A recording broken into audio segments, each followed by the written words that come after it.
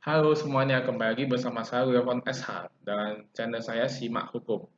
Nah, hari ini saya akan membahas sedikit tentang kasus anjing Canon yang hilang, di mana anjing Canon meninggal saat dievakuasi oleh Satpol PP.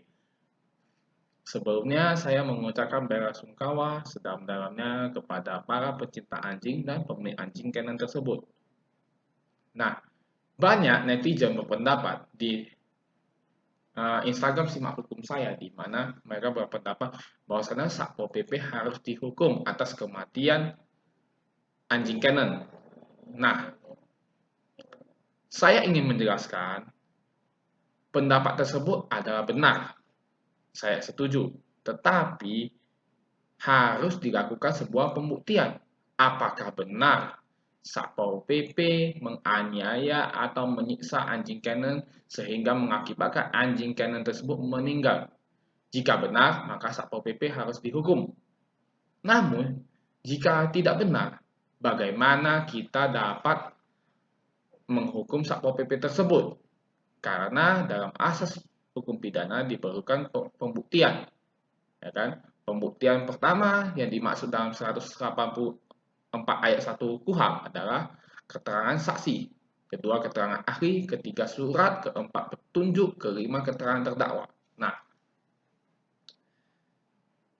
banyak juga netizen menyayangkan pendapat saya tentang kasus ini harusnya dilakukan perdamaian, di mana menurut para netizen kasus ini harus diproses secara hukum pidana. Nah, saya ingin menjelaskan eh, perbuatan melawan hukum atau membunuh anjing milik orang lain itu masuk ke pasal 406 ayat 2 KUHP, di mana ancaman pidana paling maksimal adalah 2 tahun. Nah, ketika kita belajar tentang asas restoratif justice, di mana dalam peraturan kejaksaan yang terbaru pada tahun 2020, eh, jika hukuman pidana di bawah 5 tahun, maka harus dilakukan restoratif justice, ya, di mana diberikan ganti kerugian dan Satpol PP juga harus meminta maaf. Itu, ya. Yang sangat saya sayangkan juga ketika banyak oknum praktisi hukum yang merasa kasus ini harus segera dilaporkan ke kepolisian setempat. Menurut saya hal ini sangat saya sangat tidak setuju, karena kita mengenal dalam hukum pidana ada juga asas ultimum remedium. Artinya, hukum pidana dijadikan upaya hukum terakhir apabila tidak ada lagi upaya hukum yang dapat diselesaikan. Nah, jika hal ini masih bisa diselesaikan secara perdamaian, mengapa kita harus menempuh jalur hukum pidana? Saya rasa Satpol PP dan pemilik anjing harus saling meminta maaf dan berembuk mencari solusi bagaimana, apakah diganti rugikah atau dilakukan hal yang lainkah, itu tergantung kesepakatan antara Satpol PP dengan sang pemilik anjing.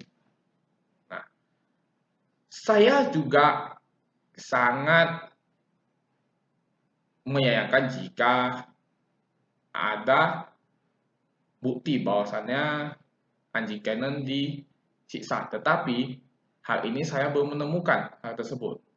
Malah saya masih teringat kasus seekor kucing yang lagi tiduran di depan komplek dilintas oleh mobil. Nah, kenapa pada saat itu saya tidak melihat kasus itu begitu viral dengan kasus seperti ini?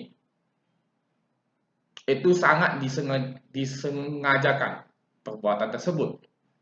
Nah, kalau dalam kasus anjing Canon ini, saya rasa di sini ada salah SOP, mungkin bisa dilakukan oleh dievakuasi oleh Dinas Peternakan atau bagaimana. Tetapi kita tidak tahu apakah wilayah Aceh Singkil tersebut ada di Dinas Peternakannya. Nah, Satpol PP mempunyai tugas untuk melakukan atau melaksanakan ketertiban umum, punya wewenang tersebut. Jadi saya rasa Satpol PP juga berhak untuk mengevakuasi anjing tersebut. Kita tidak bisa menyalahkan Satpol PP sepenuhnya, kita juga tidak bisa menyalahkan pemilik anjing sepenuhnya. Karena kedua belah pihak ini mungkin ada salahnya menurut saya. Pertama, pemilik anjing sudah diberitahukan oleh camat Pulau Banyak dan adanya surat dari Bupati kalau nggak salah, di mana sudah diberitahukan agar anjingnya segera dievakuasi sejak 2019, tetapi tidak dilakukan evakuasi. Nah, itu ada kesalahan dari pemilik anjing tersebut. Dan akhir-akhir ini berita mengatakan bahwasanya pada saat evakuasi, anjing cannon tersebut dimasukkan oleh salah satu anggota pemilik anjing tersebut berinisial R, ya. Dan sewaktu dimasukkan ke keranjang kol tersebut, keranjang kol juga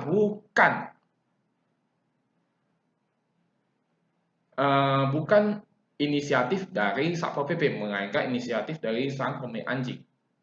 Nah, sebenarnya kasus ini harus diselesaikan secara perdamaian.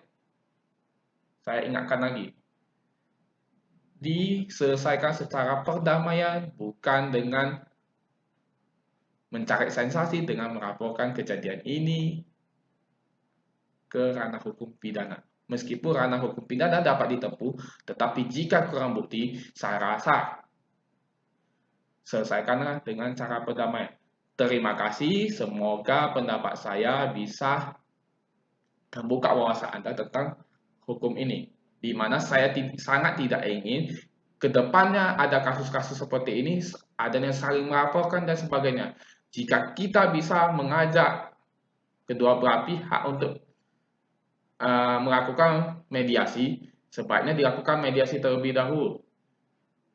Jadi lawyer bukan soal cuan, bukan soal duit, tetapi soal etika dalam berprofesi. Terima kasih.